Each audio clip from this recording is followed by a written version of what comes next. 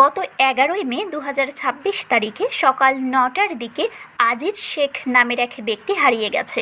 তার বয়স 58 বছর। ওই ব্যক্তির গায়ের রং উজ্জ্বল শ্যামলা এবং উচ্চতা 5 ফুট 6 ইঞ্চি। মুখে সাদা রঙের দাড়ি আছে। হারানোর সময় তার পরনে ছিল মেরুন রঙের ফতুয়া এবং গ্রামীণ চেকের ট্রাউজার। তিনি মুখে কথা বলতে পারেন না।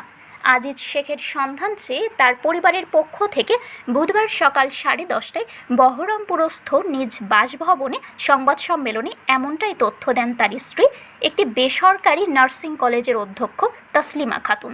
সংবাদ সম্মেলনে তিনি জানান, তার স্বামী ভোলা রোগে আক্রান্ত। তিনি কোনো কিছুই মনে রাখতে পারেন না। তার স্বামী পবা উপজেলা পল্লী উন্নয়ন বোর্ড কার্যালয়ের হিসাবরক্ষক ছিলেন। এই রোগের কারণে বর্তমানে তিনি চাকরি থেকে অবসর নিয়েছেন।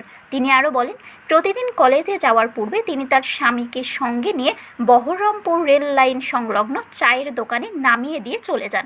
তার স্বামী চা পান করে প্রতিদিন বাড়ি চলে আসেন। সেদিনও তিনি 8:50-এর দিকে তাকে একই স্থানে নামিয়ে দিয়ে কর্মস্থলে চলে যান। এরপর 15 থেকে 20 মিনিট পরে তিনি জানতে পারেন তার স্বামী বাড়িতে ফেরেননি। সেই থেকে তিনি এবং তার পরিবারের সদস্যরা শহরের প্রতিটা স্থান, আত্মীয় স্বজন সহ বিভিন্ন জায়গায় খোঁজাখুঁজি করে অদ্যাবধি তার খোঁজ পাননি বলে উল্লেখ করেন। এছাড়াও মঙ্গলবার থেকে তার সন্ধান চেয়ে শহরসহ বিভিন্ন স্থানে মাইকিং করছেন, যা চলমান রয়েছে। তিনি বলেন, তাদের কোনো শত্রু নেই। এরপরেও এটা কিভাবে হলো বুঝে উঠতে পারছেন না।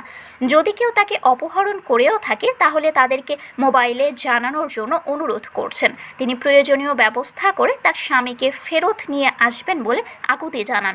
তিনি আরও বলেন, কোনো সহৃদয় ব্যক্তি তার সন্ধান পেলে অনুগ্রহ করে তাকে যোগাযোগ করার জন্য অনুরোধ জানান। সন্ধান দিলে তাকে পুরস্কৃত করবেন বলেও উল্লেখ করেন তিনি। যোগাযোগের ঠিকানা Baharampur DB Anowara primary school সংলগ্ন। Mobile number 017183080665। সংবাদ সম্মেলনে উপস্থিত ছিলেন আজিজ শেখের মেয়ে তসমিয়া খাতুন, বোন ইসমতারা খাতুন এবং নাতনি নাইস খাতুন সহ পরিবারের অন্যান্য সদস্যরা। আমি প্রত্যেকদিন 9টার সময় অফিসে যাই। উনি প্রতিদিন আমার সাথেও যায় এবং বাইপাসের নিচে যে চায়ের দোকানটা আছে বহরমপুর বাইপাসে, সেখানে ওই রিক্সা থেকে আমার সাথে নামে এবং চা খেয়ে যথারীতি সে বাসায় চলে আসে। এভাবে 7-8 মাস ধরেই সে আসে, কিন্তু সে একটি মানসিক রোগী। শারমিন শিমু, বরেন্দ্র টেলিভিশন।